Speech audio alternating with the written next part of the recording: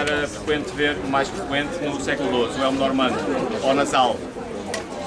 Era um elmo que já deve este tipo de forma já desde o tempo dos vikings e não tinha grande proteção em termos de face. Tinha uma proteção forte para a cabeça e normalmente era usado com, depois vão ver também no combate deles, com uma cota de malha por baixo. Esta é só a parte da cabeça. Levava isto e depois levava o elmo. Na evolução do elmo, portanto, começou a haver a necessidade de uma proteção mais do resto da face. Aí começou a aparecer o grande elmo ou o potelmo, já com uma proteção um pouco mais rústica, não tinha nada de articulado, mas tinha já a cabeça toda protegida. A visibilidade, no entanto, já era reduzida em relação àqueles. Aqueles a respiração é mais fácil e a visibilidade também. Neste aqui é bastante mais limitada. Depois, no final, se quiserem experimentar, podem. Não havia nada. Este já século XII e aguentou-se até ao século XIII. Depois, já temos aqui mais dois elmos, no caso uma barbuda e um bacinete, já são uma evolução daquele. Já estamos a falar mais de século XIV. É possível, na articulação deste, tirar a parte da frente e ter mais respiração e visibilidade ou manter a proteção. Tem também uma forma diferente, enquanto este tem uma forma muito plana, o que quer dizer que tudo que venha de cima vai acertar e vai fazer moça. Olha, está tudo a fazer moça.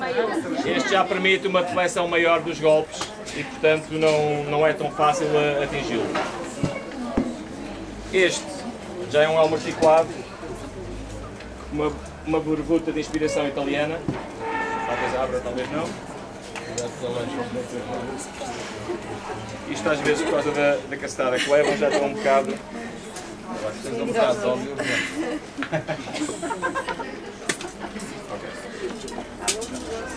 Portanto, pode ser usado só com esta parte ou com esta proteção. Geralmente, quando tiro a proteção da frente, acabo sempre a levar pontos, portanto aconselho que sejam usados com tudo.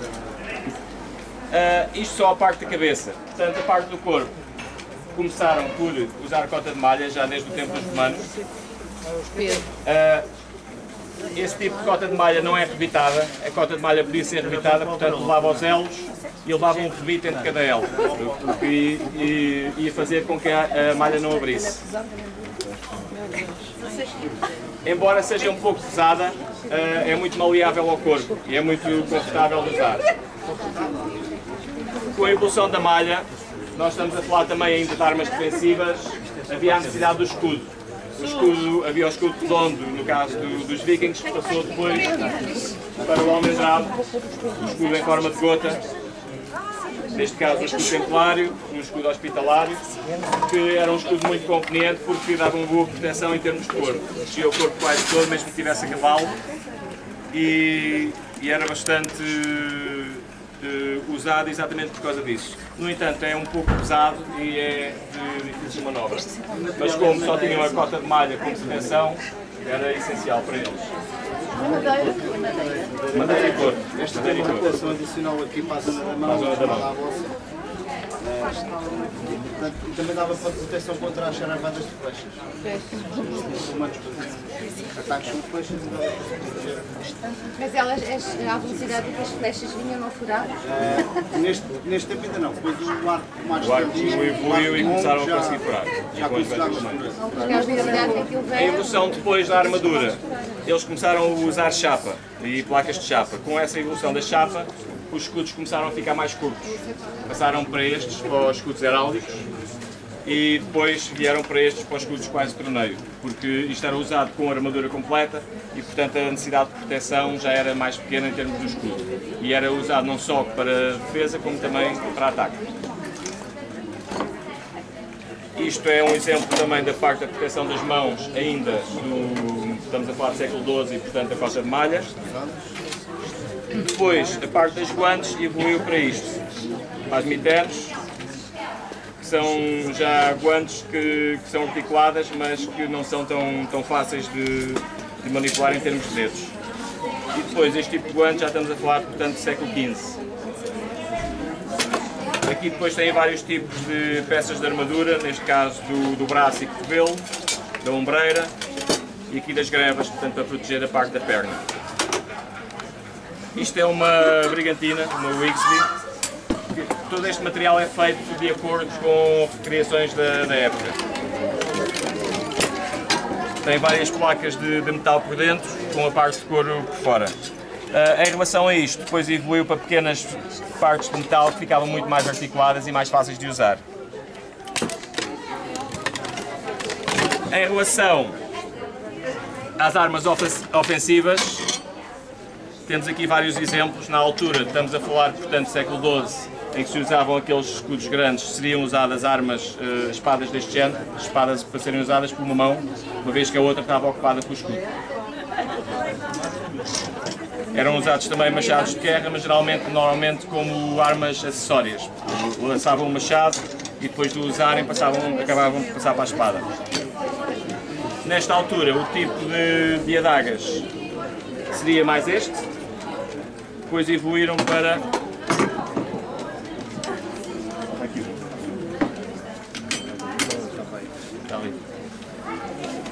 mais para este tipo de adagas. Estas adagas já são adagas preparadas para exatamente fazer frente a elmos deste tipo. Eram também chamadas de misericórdia porque estavam preparadas exatamente para dar o último golpe de misericórdia, atravessando os poucos espaços que não estavam armadurados. No caso, os olhos, as axilas, as virilhas. Esta aqui tem uma forma peculiar de lâmina, com esta forma triangular, exatamente para fazer uma ferida que fosse difícil de depois de sarar. Porque o normal não seria apenas matar, mas desde que ferissem e com a infecção, geralmente, era o suficiente para eliminar mais um. Em relação às armas,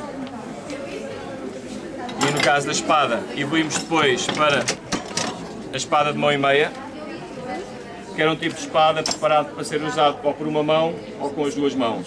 E estamos a falar já, portanto, de século XIV, XV, em que a armadura já tinha uma forma diferente, portanto com placas de aço, e os escudos eram bastante mais pequenos.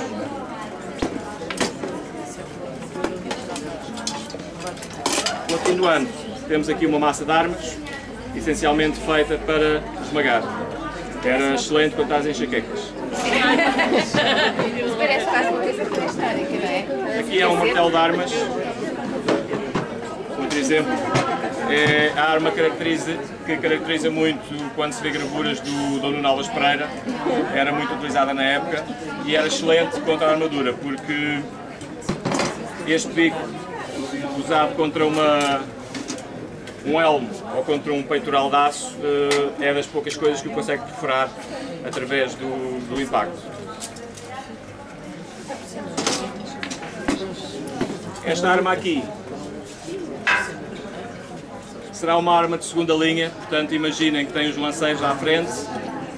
Quem conseguisse passar a parte dos lanceiros, isto seria uma arma já de haste curta para desbastar então quem conseguisse passar essa primeira linha.